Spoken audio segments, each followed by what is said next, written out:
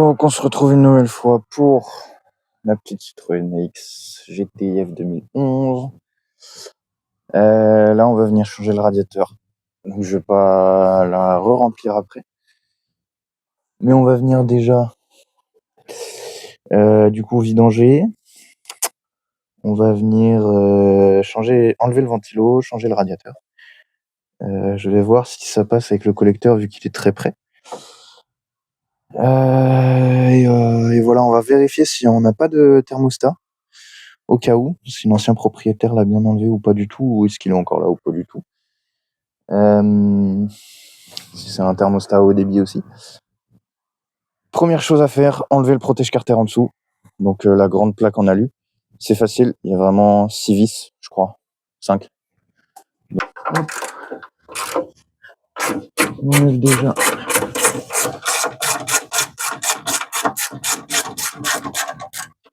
les 2 vis de derrière.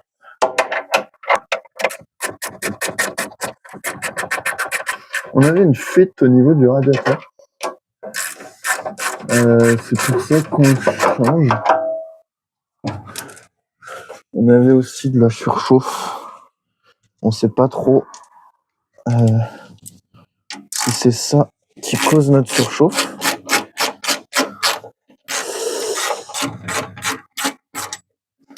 Mais en tout cas, ça va pas lui faire de mal. Ça tombe tout le temps. Donc voilà, donc il y a énormément de liquide de refroidissement. Ça a beaucoup coulé. Première chose à faire, du coup, ça va être d'enlever le ventilateur. Et donc pour ça, en fait, ça va pas être compliqué. Je vais venir débrancher la cosse qui est juste en dessous du moteur. Ouais, bon, voilà. On va foutre un petit coup de nettoyant contact quand même sur la cosse, parce qu'elle est dans un sale état. Le moteur pareil. On va venir nettoyer aussi le ventilo par la même occasion. Et on va venir nettoyer la façade. Pour enlever le ventilo. C'est pas compliqué. Hop, il y a une vis, je sais pas si on la voit bien.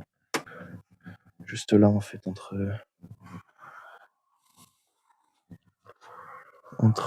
les deux juste au bout de mon doigt. Je pense que c'est du 10, donc on va prendre une petite clé à cliquer avec du 10 et puis on va l'enlever.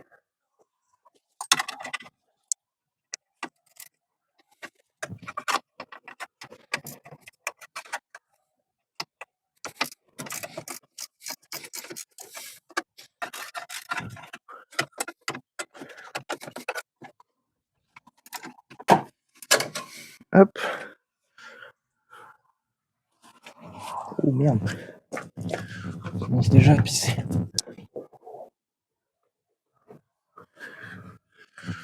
Bon, on est un peu con. Logique que ça pisse. Donc le liquide est bien bleu. Il est pas moche. Là, normalement, le ventilo peut sortir. Oui, il sort sans souci. Hop. Donc ce qu'on va faire, c'est qu'on va maintenant débrancher la durite inférieure. Donc là, ça continue de couler sur mon Kata. C'est bien. Donc heureusement, j'ai préparé 2 petits bacs. Voilà. Hop. Après, voyez-vous, un petit pot. Moi, ce que je fais, c'est que je prends généralement des petits capuchons de bombes, comme ça, où je viens faire le truc. Donc, normalement, c'est continue de couler, hein. Ce qui est normal. Voilà, donc ce qui est chiant, c'est que ça m'en fout un peu partout. J'aurais pas dû enlever cette vis en première, en fait. Donc, ce qu'on va venir faire, c'est qu'on va venir enlever la durite inférieure. Donc, la durite qui est juste en dessous. Je vais vous la montrer. Donc, la durite, hop, qui est juste là. Ce sera mieux avec le flash. Donc la durite qui est juste là, voilà, qui est maintenue avec un collier. On va la retirer, en fait, il y a toute l'eau qui va descendre. C'est comme ça qu'on vidange. Hop, ce qu'on va venir faire. Donc pour ma part, je vais passer par en dessous, parce que mon collier est en dessous. C'est moins que du vide, donc ça va être du 7 ou du 6. Je parie sur le 7 quand même. Ouais, c'est ça.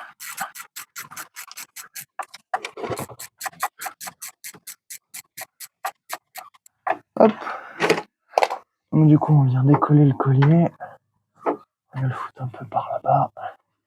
On va venir essayer de la mousse que l'ancien proprio avait mis. Alors, ça serait bien qu'on la garde quand même, mais bon, pas qu'on l'humidifie de partout.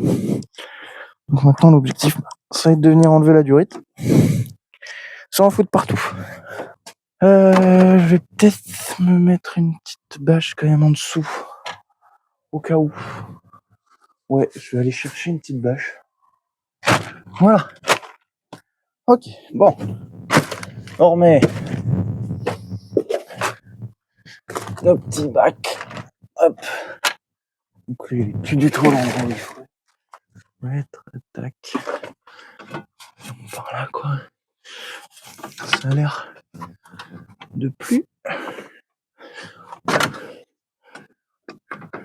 Je crois qu'il y a une autre vis en dessous, où il y a un clip sur un truc.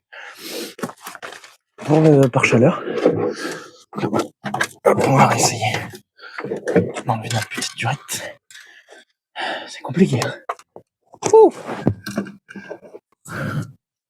Peut-être me servir d'un petit tournevis plat. On va essayer de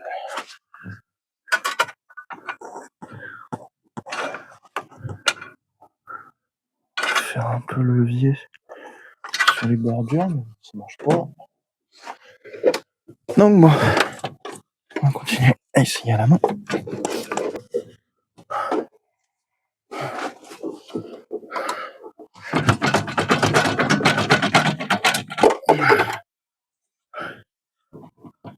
Ah, ça vient, monsieur, ça vient. Ça y est, elle vient.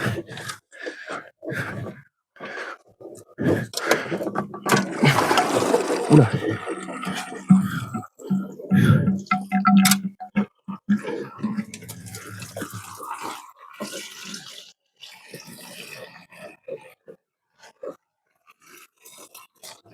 Bon.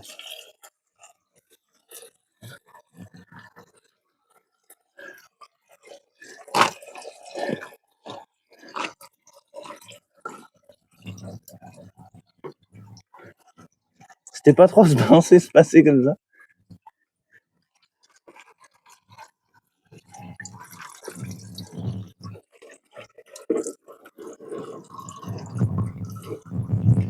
C'est vidangé un peu partout, sauf là où je voulais. Mais au moins, il s'est vidangé. Donc le liquide de refroidissement était en bon état. Il était bien bleu, alors il y avait quelques dépôts dedans. Voilà, donc on va laisser un peu couler. Hop, donc là, on n'a plus rien au niveau de là. Je vais laisser s'écouler, je vais aller chercher une petite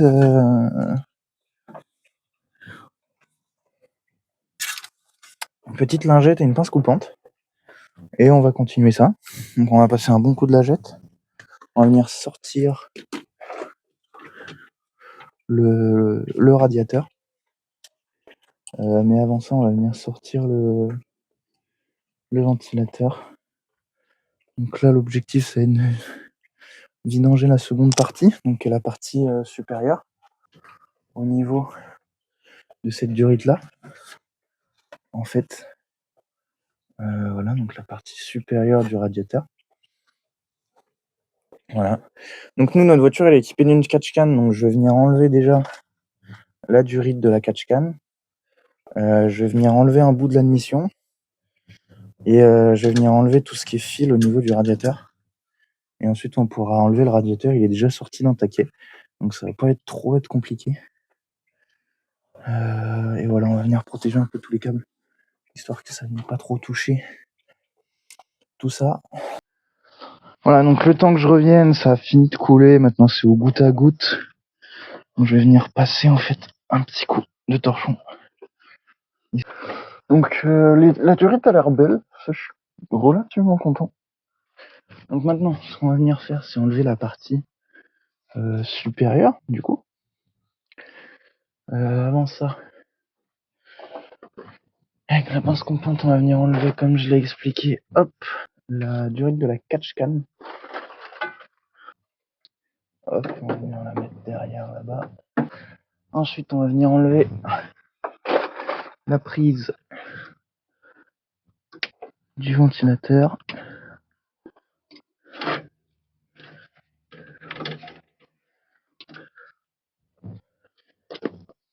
Hop, hop. Puis pareil, on va venir la foutre. La mettre, hop, plus loin. Hop là. Voilà, donc elle est bien seule. Il va falloir mettre un petit coup de nettoyant contact quand même. Ça fait longtemps qu'elle n'a pas été enlevée, je pense. Donc maintenant, normalement, le ventilateur va pouvoir sortir, mais avant ça, on va enlever ces cette durite là. Ce qui est d'origine sur les Citroën AX, c'est qu'il n'y a pas ces renvois. Ça va à l'endroit où il y a le filtre à huile. Pourquoi, j'en sais rien.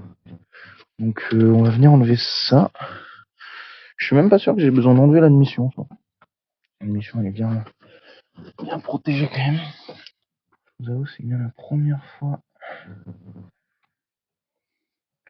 que je fais ça sur une voiture. Ouais, donc là, du coup, ça continue à goûter bien proprement. Hop, on va préparer le petit bol. Hop là. Ce qui m'assure, c'est qu'il n'y a pas l'air d'avoir 5 litres. Ça, c'est un avantage. Hop.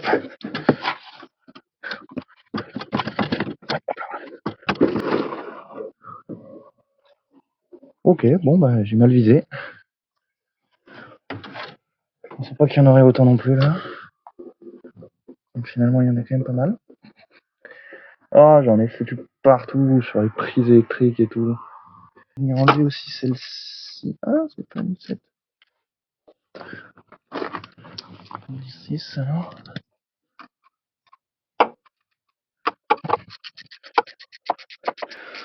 Normalement, ici, il n'est pas censé en avoir autant. Je n'espère pas, je regarde ce qu'il y a en dessous j'aime. Pas censé en avoir. Ah, bon, j'ai rien dit, on a le temps. Mais ça coule de l'autre côté. Donc ça me va bien.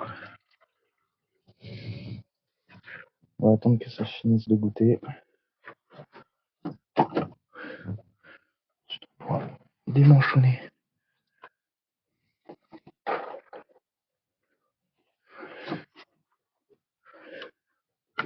Juste ici.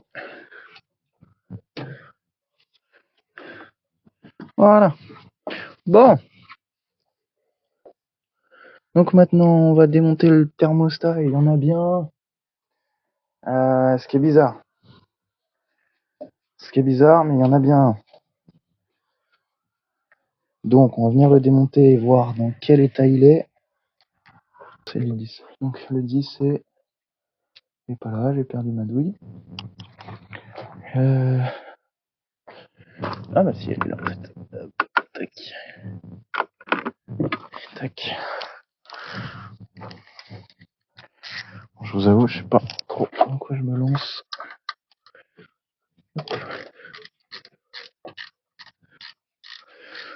Donc je pensais pas qu'il y aurait un thermostat. Finalement, il y en a un. Hop. On a du coup la même vis.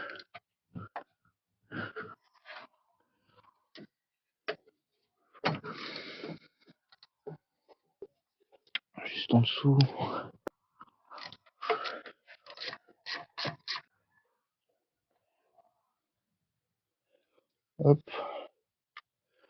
Voilà. Elle nous a mis cette classe.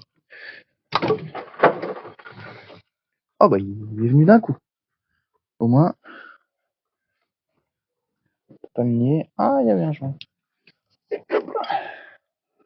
Oh non, il est encore en bon état. Donc je sais pas si on va le voir. Il est encore en excellent état, je trouve. Même le joint, il est encore beau. Donc on va venir le garder. On va venir nettoyer cette pièce-là et le remonter. Nettoyer un peu tout notre bazar. Alors, par contre, il y a un trou, je ne sais pas. Je mets ce trou. Ah si, ah mais ça c'est un trou fait à la main. Ah, ça c'est un trou fait aux forêts. Donc je pense qu'en fait les anciens proprios ont fait ce trou là pour qu'il y ait quand même du liquide qui sorte, même que la roste a fermé. Donc je pense qu'en fait ils ont pris un thermostat neuf, ils ont fait cette modif là parce qu'en fait en rallye d'habitude ils enlèvent carrément cette pièce là. Mais là je pense pour la garder ils ont juste percé un trou là et comme ça il pouvait y avoir un débit quand même passant, je pense. Ils ont refait un joint par-dessus qui n'était pas forcément nécessaire, je pense pas. Donc je pense pas qu'il y ait vraiment de sens en fait. Hop, on va venir le repositionner. Je sais pas trop comment il se place. Ouais, je pense pas qu'il y a vraiment la nécessité de le faire, donc on va quand même mettre cette espèce de trou vers le bas. Et du coup, bah, on va venir le remonter. Donc c'est une petite modif qu'ils ont dû faire et je pense pas que ce soit si con que ça. C'est-à-dire qu'en fait ils ont gardé le clarostat mais ils ont quand même fait un petit trou pour qu'il y ait toujours cette espèce de flux, je pense, qui est finalement une très bonne idée. Voilà, je voulais en être sûr. Mais bah écoutez, c'est ma foi une très bonne idée. Bon là la durite elle en prend un coup quand même. On va venir remettre ça en place tranquillement. Donc le clarostat est bien en place.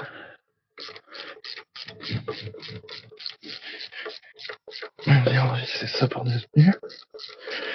Et en tout cas je suis content, il est beau quoi. Donc je pense qu'il devait être neuf. Voilà, je sais pas à quel newton ça sert. Je vais aller regarder. Hop.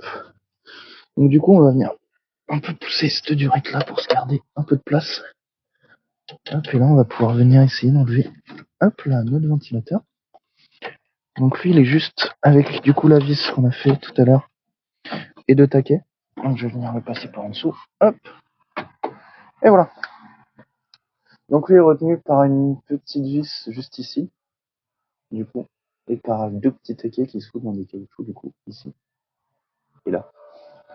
Et du coup la cosse du moteur. Et là elle est en dessous. Voilà, donc ça je vais venir le nettoyer. Parce qu'il est un peu ça, il y a pas mal de poussière. Donc je vais venir le nettoyer.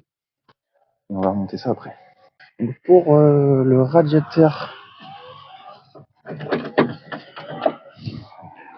d'une Citroën AX, c'est mis d'habitude avec deux petits taquets, deux petits clips et deux petits taquets en dessous. Nous, il est pas tenu par ces petits clips. J'ai l'impression, voilà, il vient directement.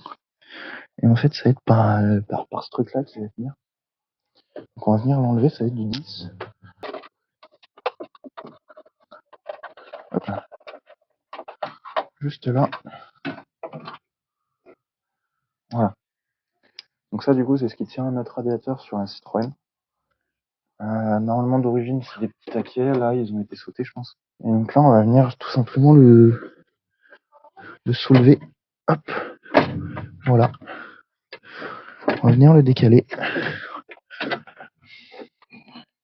Venir le pencher, hop. Je crois. Par le haut. Par le haut. Voilà.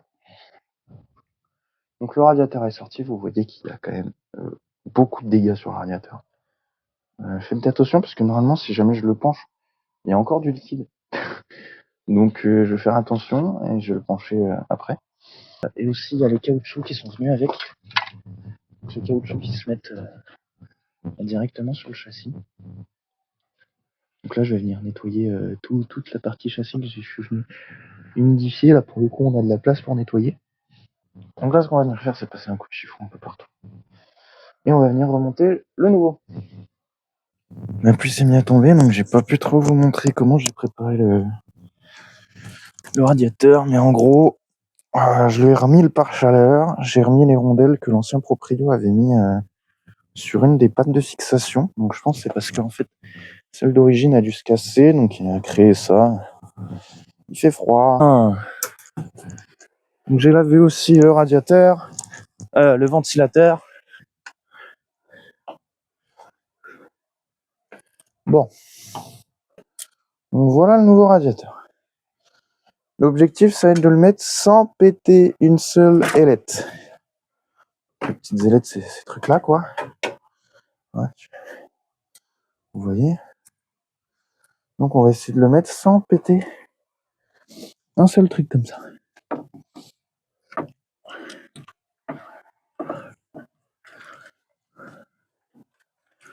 Alors le pare-chaleur, il va me saouler un peu.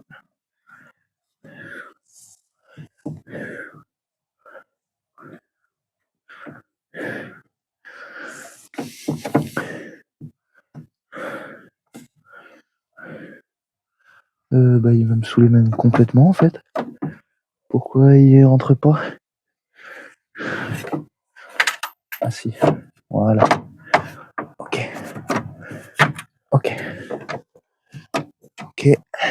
Donc on reprend. Aujourd'hui je me suis muni de ma petite lumière. Donc le radiateur hier, donc je l'ai fini en off. Manchonné, enfin manchonné. Du coup ma durite de renvoi qui est juste là, avec le thermostat derrière. Je suis venu ensuite rémanchonner juste celle-là. Donc hop, qui est juste là. On est venu mettre l'ancien capteur de pression, enfin l'ancien capteur d'eau. Dans tous les cas, il n'est pas utilisé chez nous. Donc on s'en tape, il n'était pas branché. Donc en fait, on vient juste le mettre pour l'étanchéité.